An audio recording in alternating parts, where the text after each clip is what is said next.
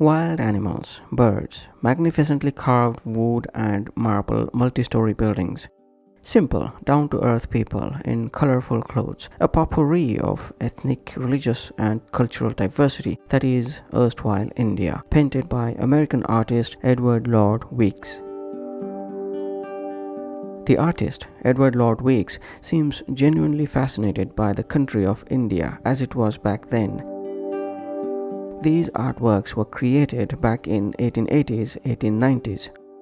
He represents the mundane everyday life of Indians in rich details with great enthusiasm that also highlights his own mastery in art.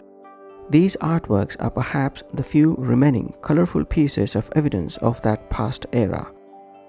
Artworks look close to real life as life could have been back then, and they don't seem overly romanticized. Granted that this is just a small snippet of a large society and probably even a privileged part of it, but still, to my eyes, it is a fair representation of a very complex society. Each human figure seems like a character written in some epic novel that tells a separate, elaborate story behind each of them.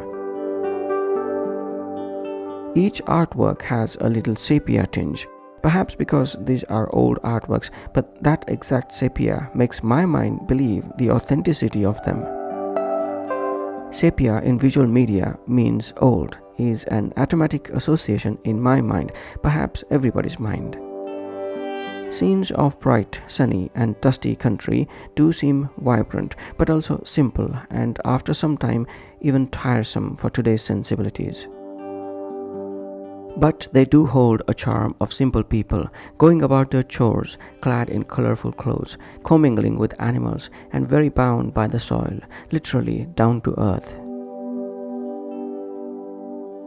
Marketplaces by today's bustling standards seem feeble, but understandably so, given the simplicity of times.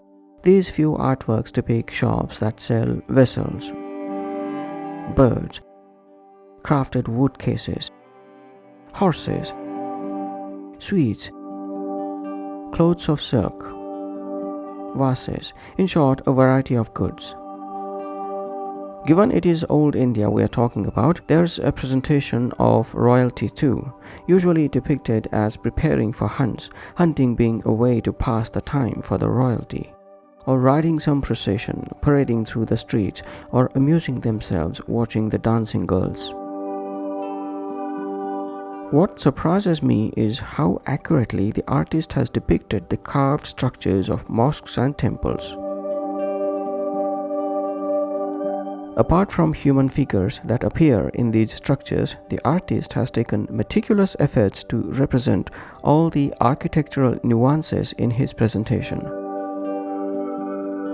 Added to that, the accurate color schemes, the Arabic lettering on entrances of mosques, the intricate meshes carved in the white marble. Even dilapidated and worn-out parts of these structures, the bright sunlight and the shadows, the dusty air, the blue sky, the different costumes of men and women. Every presentation is true to life as it might have been back then. I see a peaceful cohabitation of humans and animals.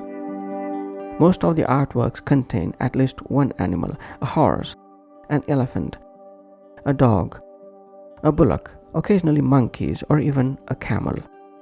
Pigeons and crows are ubiquitous. Processions and festivities with animals like elephants and bullocks adorned with jewelry and colorful drapes. Bright sunlight illuminating dusty, busy roads filled with what I can only imagine cries of vendors selling their goods, children, birds, animals, even occasional musical instruments from somewhere. Curious to me are old traditions that still can be seen even today, like these street barbers, these bullock carts, these street vendors, all of which still can be seen in most parts of rustic India. Snake charming was still a profession until a few decades ago, probably no more. Yes, water carriers still exist, not so much of an exotic a scene though. Dancing girls, yes, very much a profession even today and thriving in many ways. Dancing girls will probably always remain a profession in any era. Lastly, going through all these artworks, I can see how much that old India still remains even today, with only little changes here and there. Still dusty, crowded, colorful, noisy, and vibrant. Thank you for your attention.